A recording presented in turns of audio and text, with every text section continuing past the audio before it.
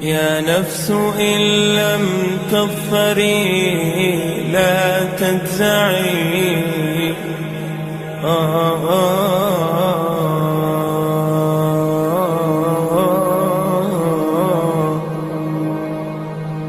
يا نفس إن لم تظفري لا تجزعي، وإلى موائد جود مولاك ارجعي. يا نفس إن لم تظفري لا تجزعي،